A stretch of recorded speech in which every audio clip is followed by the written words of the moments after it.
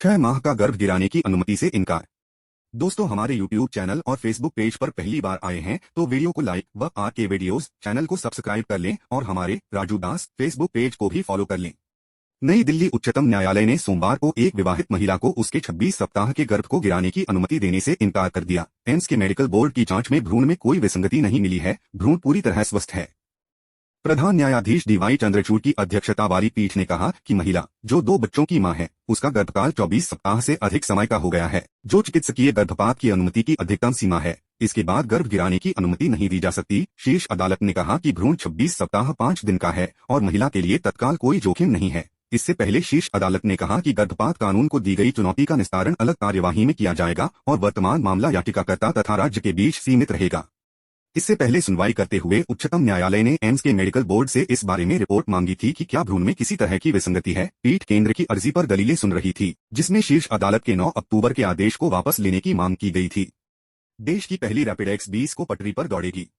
गाजियाबाद प्रधानमंत्री नरेंद्र मोदी 20 अक्टूबर को साहिबाबाद स्टेशन पर पहली रैपिड एक्स ट्रेन को हरी झंडी दिखाएंगे। इस दौरान पीएम मोदी साहिबाबाद स्टेशन से दुहाई डिपो तक रैपिड एक्स में सफर करेंगे। रैपिड एक्स के 17 किलोमीटर लंबे प्राथमिक खंड साहिबाबाद से दुहाई डिपो तक का उद्घाटन होना है। इस खंड में साहिबाबाद, गाजियाबाद, गुलधर, दुहाई और दुहाई डिपो स्टेशन हैं। राष्ट्रीय राजधानी क्षेत्र परिवहन निगम ने जिलाधिकारी और कमिश्नरेट पुलिस को 20 अक्टूबर की तैयारी पूरी करने के लिए कहा है। जिलाधिकारी राकेश कुमार सिंह ने बताया कि प्रधानमंत्री का कार्यक्रम 20 अक्टूबर को होगा। हालांकि लिखित में अभी जानकारी नहीं मिली है। तारीख तय होने के बाद सभा स्थल पर तैयारियां तेज कर दी गई हैं। साहिबाबाद स्टेशन पर भी तैयारियों को अंतिम रूप दिया जा रहा है। यह पूरा प्रोजेक्ट सराय काले खां से मेरठ तक का है। 2.25 करोड़ परिवारों को जन आरोग्य योजना में मुफ्त इलाज। 18 करोड़ से अधिक लोग हर साल 5 लाख तक मुफ्त इलाज की सुविधा पा सकेंगे। लखनऊ लोकसभा चुनाव से पहले योगी सरकार यूपी की 2/3 आबादी को स्वास्थ्य बीमा की सौगात दे सकती है। अब 1.68 करोड़ परिवारों को मुख्यमंत्री जन आरोग्य योजना में शामिल करने की तैयारी है। ऐसा हुआ तो तकरीबन 24 करोड़ की आबादी वाले प्रदेश में 18 करोड़ से अधिक लोग हर साल 5 लाख रुपए तक मुफ्त इलाज की सुविधा पा सकेंगे। इतनी बड़ी आबादी को स्वास्थ्य कवर देने वाला यूपी देश का पहला राज्य हो जाएगा। इस प्रस्ताव पर वित्त विभाग ने भी सहमति दे दी है। जल्द ही इस पर कैबिनेट की मंजूरी मिल सकती है। प्रदेश में कुल 3.60 करोड़ परिवार राष्ट्रीय खाद्य सुरक्षा योजना का हिस्सा हैं। 1.92 करोड़ परिवार पीएम और सीएम जन आरोग्य योजना के पात्रों की सूची में शामिल हैं। बाकी बचे 1.68 करोड़ को भी लाभ देने की तैयारी है। मुफ्त इलाज पर खर्च होंगे 1800 करोड़। लखनऊ मुख्यमंत्री जन आरोग्य योजना के तहत प्रदेश के 1.68 करोड़ परिवारों को 5 लाख रुपए तक मुफ्त इलाज की सुविधा मिलने पर औसतन 5 सदस्यों वाले परिवार के हिसाब से लाभार्थी श्रेणी में शामिल होने वालों की संख्या 18 करोड़ हो जाएगी। योजना को अमली जामा पहनाने में सरकार को करीब 1800 करोड़ रुपए खर्च करने होंगे। राज्य सरकार करीब 22 लाख सरकारी कर्मचारियों व सेवानिवृत्त कर्मियों के परिवारों को भी पंडित दीनदयाल उपाध्याय कैशलेस योजना का लाभ दे चुकी है। इस योजना के लाभार्थियों का आंकड़ा भी तकरीबन 1 करोड़ है। यूपी में दशहरा व दीपावली पर निर्बाध बिजली मिलेगी। लखनऊ मुख्यमंत्री योगी आदित्यनाथ की मंशा के मुताबिक उत्तर प्रदेश पावर कारपोरेशन प्रबंधन ने दशहरा, धनतेरस व दीपावली के अवसर पर सभी क्षेत्रों को निर्बाध बिजली आपूर्ति का निर्देश जारी किया है। सूर्यास्त से लेकर सूर्योदय के बीच कहीं बिजली सप्लाई में बाधा न आए, इसके लिए वितरण से जुड़े अधिकारियों व कर्मचारियों को अलर्ट किया गया है। निर्देशित किया गया है कि सभी क्षेत्रों को निश्चित शेड्यूल के मुताबिक बिजली मिले, इसे सुनिश्चित किया जाए। पावर कारपोरेशन के चेयरमैन डॉ आशीष कुमार गोयल ने इस आशय का आदेश जारी किया है, जिसमें उन्होंने लिखा है कि मुख्यमंत्री और ऊर्जा मंत्री की मंशा के मुताबिक दशहरा, धनतेरस व दीपावली पर प्रदेश के सभी क्षेत्रों को निर्बाध बिजली दी जाएगी। चेयरमैन ने बताया है कि वर्तमान में नवरात्रि के अवसर पर प्रदेश में विद्युत आपूर्ति बेहतर रहे और सभी क्षेत्रों को निश्चित शेड्यूल के अनुरूप बिजली मिले, इसके लिए कड़े निर्देश दिए गए हैं। वितरण में लगे अधिकारियों को सूर्यास्त से लेकर सूर्योदय तक निर्बाध विद्युत आपूर्ति के लिए कहा गया है। किसानों तक पहुंचे योजनाओं का लाभ। कृषि मंत्री सूर्य प्रताप शाही ने अधिकारियों से कहा है कि वे किसानों को विभागीय योजनाओं का लाभ त्वरित गति तथा पारदर्शी तरीके से पहुंचाएं। सोमवार को कृषि निदेशालय में विभाग की ओर से संचालित विभिन्न योजनाओं की समीक्षा के दौरान उन्होंने अधिकारियों को सचेत करते हुए कहा कि योजनाओं के क्रियान्वयन में किसी प्रकार की शिथिलता तथा लापरवाही बर्दाश्त नहीं की जाएगी। प्रदेश के हर किसान तक पहुंचकर उसकी समस्याओं का समाधान करना होगा।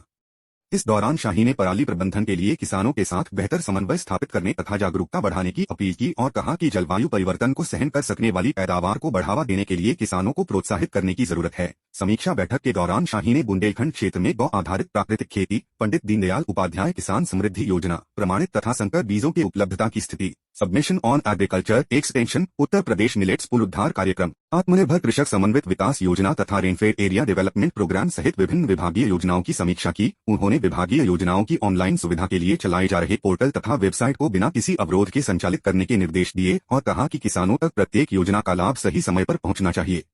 डेयरी किसानों के लिए बनेगा पोर्टल। लखनऊ डेयरी एवं पशुपालन से संबंधित किसानों का डाटाबेस तैयार कराने के लिए सिंगल साइन ऑन पोर्टल तैयार होगा। इस पर 565 लाख रुपए की लागत आएगी। मिलावटी दूध की जांच के लिए दुग्ध अपमिश्रण जांच किट की व्यवस्था होगी। पशु गर्भधारण जांच किट एवं थनैला रोग की प्रारंभिक अवस्था में ही जांच करने के लिए थनैला जांच किट का वितरण पीसीडीएफ, एमपीसी, प्राइवेट डेयरी प्रसंस्करण कंपनियों के माध्यम से कराया जाएगा। इसमें 75% अनुदान मिलेगा। यह निर्णय मुख्य सचिव दुर्गाशंकर मिश्र की अध्यक्षता में सोमवार को हुई नंद बाबा दुग्ध मिशन की स्टेट स्टीयरिंग कमेटी की बैठक में लिए गए। मुख्य सचिव ने कहा कि नंद बाबा दुग्ध मिशन के तहत विभिन्न योजनाओं के संचालन एवं लाभार्थियों को डीबीटी के माध्यम से अनुदान की धनराशि उपलब्ध कराई जाए। देवरिया कांड का सियासी लाभ चाहती है भाजपा। अखिलेश रुद्रपुर देवरिया में सपा अध्यक्ष अखिलेश यादव ने सोमवार को कहा कि देवरिया कांड का भाजपा राजनीतिक लाभ लेना चाहती है। भाजपा के लोग बहुत छोटे हैं, वे किसी के दुख में चश्मा लगाकर दुख प्रकट करना चाहते हैं। इससे ज्यादा घटिया राजनीति कुछ हो ही नहीं सकती। देवरिया कांड शासन प्रशासन न्याय के लिए महत्वपूर्ण है। घटना कैसे हुई इसकी सच्चाई सामने आनी चाहिए। पूर्व मुख्यमंत्री ने यह बातें सोमवार को फतेहपुर में मीडिया कर्मियों से बातचीत में कही। सपा अध्यक्ष दिन में करीब 1:30 बजे फतेहपुर पहुंचे। उन्होंने लेहड़ा टोले पर पहुंचकर 2 अक्टूबर को हुए नरसंहार में मारे गए सत्यप्रकाश दुबे और उनके परिवार के सदस्यों को श्रद्धांजलि दी। इसके बाद अभ्यपुर टोले पर पहुंचकर प्रेमचंद यादव को श्रद्धांजलि देकर उनके परिजनों को ढांढस बंधाया। यहां करीब 1 घंटे तक रहे। इसके बाद पत्रकारों से बातचीत में उन्होंने कहा कि देवरिया कांड बेहद दुर्भाग्यपूर्ण है। यह मुख्यमंत्री का गृह जनपद है, वे इसे अपना घर मानते हैं। यहाँ के लोगों ने उन्हें वोट भी दिया। सरकार में ऐसी घटना हुई कि उन्हें 20 अधिकारियों को सस्पेंड करना पड़ा। 2 यहाँ से चले गए हैं, वे भी सस्पेंड किए गए। कानपुर के बहुचर्चित बिक्रू कांड के आरोपित विकास दुबे की गाड़ी पलटने से लेकर एक आईपीएस के एक ब्राह्मण परिवार की जान लेने की घटनाओं का जिक्र करते हुए सवाल उठाया कि क्या तब मुख्यमंत्री वहां मिलने गए थे। दोस्तों, हमारे यूट्यूब चैनल और फेसबुक पेज पर पहली बार आए हैं तो वीडियो को लाइक व आर के वीडियोस चैनल को सब्सक्राइब कर लें और हमारे राजू दास फेसबुक पेज को भी फॉलो कर लें। राजू _ भाई। प्रिंटिंग प्रेस में भीषण आग 10 घंटे बाद बुझी। मेरठ परतापुर के सरस्वती इंडस्ट्रियल एस्टेट स्थित एक प्रिंटिंग प्रेस में सोमवार को भीषण आग लग गई। प्रेस में काम कर रहे कर्मचारी जान बचाकर बाहर भागे। केमिकल और पॉलिथीन के ड्रम आग का गोला बनकर फटने लगे। इससे पब्लिकेशन की पहली व दूसरी मंजिल का लिंटर भर-भराकर गिर गया। मेरठ व अन्य जिलों से आई फायर ब्रिगेड ने 10 घंटे की मशक्कत के बाद आग पर काबू पाया। कोतवाली निवासी नरेश रस्तोगी, शंकर रस्तोगी की सरस्वती इंडस्ट्रियल एस्टेट में सिटी ऑफसेट पब्लिकेशन है। यहाँ किताबों की छपाई होती है। फैक्ट्री के बाहर ट्रांसफार्मर रखा है। सोमवार दोपहर करीब 1 बजे पब्लिकेशन में आग लग गई। कुछ ही पलों में आग ने विकराल रूप धारण कर लिया। वहां काम कर रहे 10 से 15 कर्मचारी दीवार कूदकर बाहर भागे। फैक्ट्री में रखे केमिकल के ड्रमों तक आग पहुंची तो ड्रम गोलों की तरह फटना शुरू हो गए। आग चारों तरफ फैल गई। धुएं के गुबार से क्षेत्र में अंधेरा छा गया। आसपास की फैक्ट्रियों में काम कर रहे कर्मचारी बाहर आ गए। मेरठ समेत अन्य जिलों से आई फायर ब्रिगेड व आरएएफ के फायर टैंकर ने 10 घंटे की मशक्कत के बाद आग पर काबू पाया। फायर ब्रिगेड के डीडीओ अमन शर्मा, अपर नगर मजिस्ट्रेट ब्रह्मपुरी नवनीत गोयल, सीएफओ संतोष राय व प्रभारी इंस्पेक्टर नरेंद्र कुमार आदि अधिकारी मौके पर पहुंचे। सीएफओ संतोष राय ने बताया कि आग का कारण पता नहीं चल सका है। परतापुर के इंडस्ट्रियल एस्टेट स्थित प्रिंटिंग प्रेस में लगी आग। 02 मंजिला इमारत का लिंटर ढह गया। 12 दमकल की गाड़ियां आग बुझाने में जुटी। मां के ब्रह्मचारिणी रूप की हुई आराधना। नवरात्र के दूसरे दिन मंदिरों में मां के दर्शनों को उमड़ी भीड़। घर घर हो रहा देवी महात्म्य का गुणगान। हस्तिनापुर पांडव टीले पर मौजूद प्राचीन जयंती माता शक्तिपीठ मंदिर में शारदीय नवरात्रि के दूसरे दिन मां दुर्गा की दूसरी शक्ति देवी ब्रह्मचारिणी की विधि विधान से पूजा अर्चना की गई। मंदिर के संस्थापक अध्यक्ष सुदेश कुमार ने बताया कि माता के इस नाम से उनकी शक्तियों के बारे में जानकारी मिलती है। ब्रह्मा का अर्थ है तपस्या और चारिणी का अर्थ है आचरण करने वाली, अर्थात तप का आचरण करने वाली ब्रह्मचारिणी। इनकी पूजा अर्चना करने से सौभाग्य, आरोग्य, आत्मविश्वास, आयु और अभय की प्राप्ति होती है। माता ब्रह्मचारिणी को ब्राह्मी भी कहा जाता है। मंदिर में कथा सुनाते हुए आचार्य मुकेश शांडिल्य ने बताया कि ब्रह्मचारिणी इस लोक के समस्त चर और अचर जगत की विद्याओं की ज्ञाता है। पंडित सौरभ शर्मा द्वारा सभी पूजा संपन्न कराई गई। मंगलवार को चंद्रघंटा की विधि विधान से पूजा अर्चना की जाएगी। सुदेश कुमार, कृष्ण सैनी, वीरेंद्र सिंह रहे। नवरात्रि पर कार्यक्रम। परीक्षितगढ़ नवरात्रि उत्सव में अखिल विद्या समिति के कार्यालय पर श्री दुर्गा सप्तशती के पाठ का वर्णन किया। वहीं माता कात्यायनी देवी मंदिर में प्रात आरती वंदना कार्यक्रम में नवरात्रि उत्सव का शुभारंभ किया गया, जिसमें माता का श्रृंगार कर आरती वंदना की सैकड़ों भक्तों ने माता के पूजन में शामिल होकर धर्म लाभ उठाया। कृष्ण गोपाल शर्मा, रामनारायण शर्मा, संजय शर्मा, ओपी नागर, कपिल यादव, पूनम रुहेला, स्वाति चौधरी, बाला देवी, पशून्य प्रमोद शर्मा रहे। श्री राम बारात का स्वागत। हस्तिनापुर श्री रामलीला कमेटी के तत्वावधान में कस्बे में राम बारात निकाली गई। राम बारात का उद्घाटन भाजपा नेता सुशील नागर व कमेटी के पदाधिकारियों ने पूजा अर्चना कर व फीता काट कर किया। राम बारात कस्बे रामलीला मैदान से प्रारंभ होकर मुख्य मार्ग से होती हुई मुख्य बाजार, civil line, C0 block, J0 block, Bhimnagar आदि कॉलोनियों से होती हुई वापस रामलीला स्थल पहुंचकर संपन्न हुई। राम बारात में राम लक्ष्मण, भरत शत्रुघ्न, विश्वामित्र, शिव पार्वती भगवानों की झांकियां शामिल रहीं। शोभा यात्रा में कलाकारों ने भक्ति नृत्य कर भाव विभोर कर दिया और आकर्षण का केंद्र रहे। कमेटी के अध्यक्ष गौरव गुर्जर, हर्षु, सुनील कालरा, मुकेश ठाकुर, सुशील अरोरा, बालमुकुंद बत्रा, सुमित फौजी, नीरज, राजीव, सुरेश, अरविंद, बिन्नू, मनोज अहलावत समेत रामलीला कमेटी के समस्त पदाधिकारियों का सहयोग रहा। मवाना क्षेत्र में होता रहा अवैध खनन। कमिश्नर ने दे रखे हैं अवैध खनन को रोकने के निर्देश, अफसरों को नहीं दी गई सूचना। मवाना मंडलायुक्त की सख्ती के बावजूद मवाना तहसील क्षेत्र में कई स्थानों पर दिन में अवैध रूप से खनन हो रहा है। जानकारी मिलने पर डायल 112 पर तैनात पुलिसकर्मी मौके पर पहुंचे और कुछ देर बाद खनन करने वालों से बातचीत करके लौट आए। सोमवार को मवाना किला परीक्षितगढ़ रोड पर अवैध खनन चलता रहा। पुलिस के सामने मिट्टी के खनन से भरी ट्रैक्टर ट्राली दौड़ती रही। अवैध खनन करने वाले कारोबारी दिन रात धरती का सीना छलनी कर रहे हैं। ग्रामीणों का आरोप है कि नगर में धड़ल्ले से हो रहे खुलेआम खनन का जिम्मा अब PRV पुलिस ने संभाल लिया है।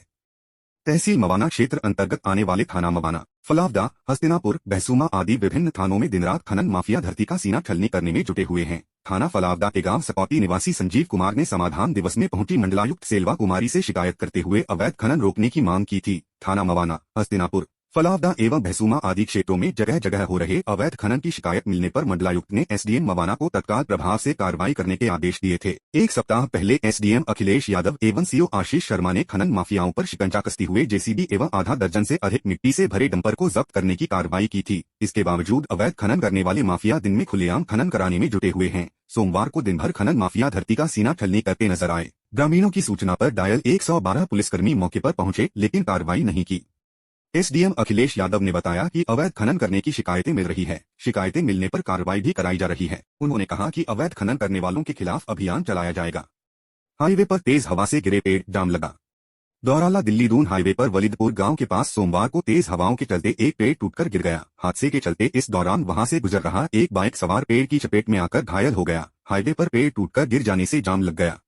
इंस्पेक्टर दौराला संजय कुमार शर्मा ने बताया कि तेज हवाओं के चलते सोमवार को हाईवे किनारे खड़ा यूकेलिप्टिस का पेड़ वलिदपुर गांव के पास एक ढाबे के सामने टूटकर गिर गया। पेड़ टूटने के दौरान हाईवे से गुजर रहा बाइक सवार चपेट में आकर घायल हो गया। पुलिस ने घायल को निजी अस्पताल में भर्ती कराया। हाईवे पर पेड़ टूटकर गिरने से जाम लग गया। पुलिस ने टोल प्लाजा से क्रेन मंगवाई और पेड़ को हटवाकर जाम पर काबू पाया। थाना प्रभारी ने बताया बाइक चालक के बेहोश होने के चलते अभी उसके बारे में जानकारी नहीं हो सकी है।